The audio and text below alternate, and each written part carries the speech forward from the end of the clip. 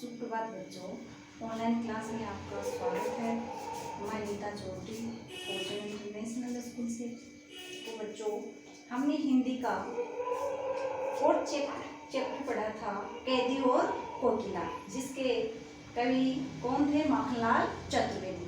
इसके हमने 4 पद पढ़ लिए थे। आज हम आगे का पद देखते हैं। क्या है देख न सकती जंजीरों का गहना, क्या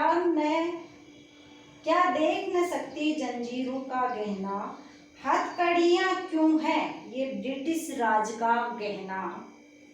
कोलंबू का चरक चूं जीवन की तान, गिट्टी पर अंगुलियां ने लिखे हैं गान। हूँ मोट खींचता लगा पेट पर जुआ, खाली करता हूँ ब्रिटिश अकड़ का कुआं। दिन में करुणा क्यों जगे रुलाने वाली, इसीलिए रात में गजब ढा रही है आली। इस शांत समय में अंधकार को भेद रो रही क्यों हो, कोकिल बोलो तो चुपचाप मधुर विद्रोह है वीर। इस भांति बो रही क्यों हो, कोकिल बोलो तो। इसमें ये शब्द आए हैं चरक चूं। चरक चूं का मतलब होता है कोलाहल चलाने वाला, कोलाहल चलने की आवाज। गिट्टी पत्थर की रोड़ी, यानी पत्थर के छोटे छोटे टुकड़े। मोट कोलाहल का चर्चा। गजब ढाना आतंक मचाना। कठिन शब्द आया है गजब ढाना। गजब ढाना, इसका अर्थ होता है बच्चों आतंक मचाना। आतंक मचाना। तो इसमें ये बताया गया है क्या देख न सकती जंजीरों का गहना। कवि माखनलाल चतुर्वेदी कहते हैं कि जेल में कवि को भयंकर कष्ट सहने पड़ रहे हैं। यानी कवि कौन है? माखनलाल चतुर्वेदी को जेल में बहुत कष्ट झेलने पड़ रहे हैं, सहने पड़ रहे हैं। उसे हथकड़ियों में कैद करके रखा गया है, यानी कवि के हाथों की हथकड़ियां बांधी गई हैं, हथकड़ियों से उन्हें कैद करके रखा गया है। कोलाहल चलाने के लिए बैल की जगह जोत दिया गया है, और कोलाहल चलाने के जो बैल होते हैं उसकी जगह क्या कर रहे हैं? कवि से वो खिंचवा रहे हैं, तथा उससे गिट्टियां तुड़वाई गई। इस प्रकार अमानवीय कष्ट दिए गए। अंग्रेजों ने कवि के स्वाभिमान को झुकाने के लिए, अंग्रेजों ने कवि के स्वाभिमान को झुकाने के लिए उसे अमानवीय यातनाएं दी। कोलाहल के बैल की जगह उसकी छाती पे जुआ बांध दिया। जुआ मतलब वो खींचने वाला, चारों तरफ घट वाला। कवि ने इन यातनाओं को गर्व के साथ सह लिया, यानी कवि ने ये यातनाएं थी, ये पीड़ाएं थी, उनको बड़े ही गर्व के साथ सह लिया, सहन कर लिया, जिससे अंग्रेजों की अकड़ थी वो क्या हो गई? ढीली पड़ गई। तो इसमें ये बताया गया है कि जेल में कवि के साथ भयंकर कष्ट हुए, उनके साथ भयंकर कष्ट उनको सहने पड़े। मतलब कोल्लू का जो बैल होता है जो जुआ चलाता है, उसकी जगह कवि को वो बांध दिया गया और कवि से वो चलवाया गया था। अंग्रेजों ने कवि पे अमानवीय कष्ट किए, अमानवीय कष्ट दिए, उनकी छाती के जुआ बांध दिया। फिर भी कवि ने बड़े ही गौरव के साथ, बड़ी हिम्मत और साहस के साथ उस जुए को खींचते रहे, और अंग्रेजों की जो अकड़ थी उसमें जो घमंड था वो कवि को वैसा देख करके ढीला पड़ गया। काली तो रजनी की काली, रजनी यानी रात, शासन की करनी भी काली, काली लहर कल्पना काली। मेरी काल कोठरी काली, टोपी काली, कमली काली। मेरी लो है श्रृंखला काली, पैर की मुकृति की ब्याली। 30 पर है गाली ए आली, इस काले संकट सागर पर मरने को मदमाती। कोकिल बोलो तो अपने चमकीले गीतों को, कवि कह रहा है कोकिल बोलो तो अपने चमकीले गीतों को, क्यों कर हो तैराती कोकिल बोलो तो। यहाँ पे इसमें आया काल कोठरी। काल कोठरी कठिन शब्द आया, काल कोठरी, कोठरी। काल कोठरी का शब्द होता है जेल। फिर आया इसमें कमली। कमली का अर्थ होता है बच्चों कंबल। कमली का अर्थ क्या होता है? कंबल। उसके बाद है इसमें मधमाती। मधमाती कठिन शब्द है जिसका अर्थ होता है दीवानी। दीवानी जिसका अर्थ क्या होता है? दीवानी।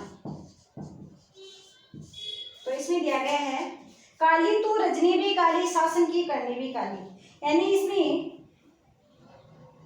कवि ने काली विशेषण का प्रयोग अनेक बार किया, यानी काली शब्द का प्रयोग यहाँ बार बार किया गया है। और काली क्या है? यहाँ पे विशेषण है। प्रस्तुत काव्यांश में यानी इस पद में ब्रिटिश कालीन जेलों में हुए घोर अन्याय, यानी इस पद में क्या बताया गया है कि ब्रिटिश अंग्रेजी सरकार ने भारतीयों पे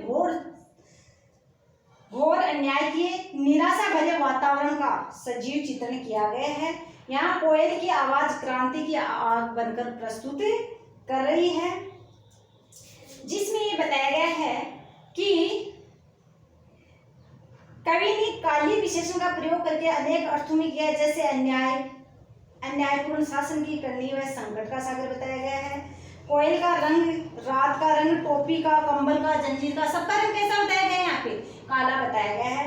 तो इसमें ये बताया गया है कि ब्रिटिश जो सरकार थी वो भारतीयों पे घोर अत्याचार किए, अन्याय किए, मतलब निराशा भरे वातावरण को सजीव बनाए रखा, यानी निराशा भरे वातावरण का सजीव चित्रण किया गया है। और किसके भांति किया गया है? कोयल की आवाज क्रांति की आग बनकर के प्रस्तुत हुई है।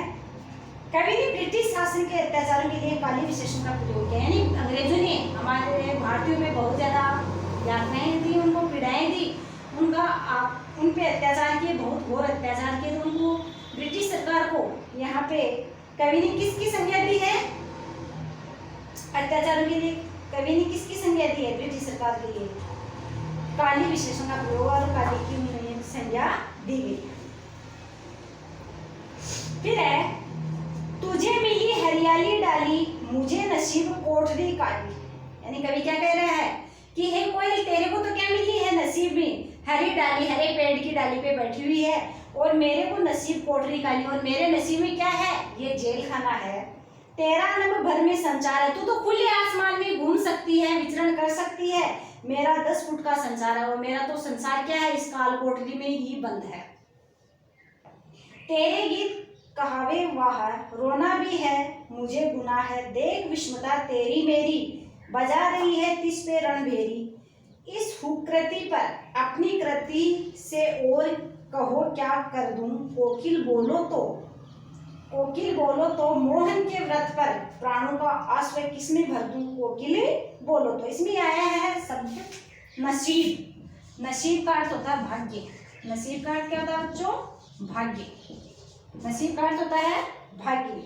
उसके बाद है विस्मता। विस्मता का मतलब होता है अंतर। विस्मता का अर्थ होता है अंतर, यानी कवि और कोयल के भाग्य में क्या अंतर है वो बताया गया है। उसके बाद आया है आश्वर। आश्वर का अर्थ होता है मदिरा। मदिरा। तो इसमें ये बताया गया है कोयल और कवि की स्थिति में, यानी कोयल के जीवन में और कवि के जीवन में जमीन आसमान का अंतर बताया गया है। क्यों? कोयल को तो क्या बताया गया कि पेड़ की हरी डाली पे बैठ के वो आराम से मधुर स्वर में गा सकती है, लेकिन कवि क्या है? काल कोठरी में बंद है। तो कोयल और कवि की स्थिति में जमीन आसमान का अंतर बताया गया है। कवि कारागार में बंदी है, यानी कवि क्या है? जेल में बंदी है, जबकि कोयल खुले आसमान में उड़ रही है स्वतंत्र रूप से। कवि 10 फुट के काल कोठरी में कैद है, और जबकि कोयल क्या है? हरी डाली पर झूम रही है। कोयल के गीतों की सभी प्रशंसा कर रहे हैं, जबकि कवि को रोने का अधिकार भी नहीं है। कवि और कोकिल की समानता यह है कि दोनों स्वतंत्र प्रेरित हैं। कोकिल अपनी करुण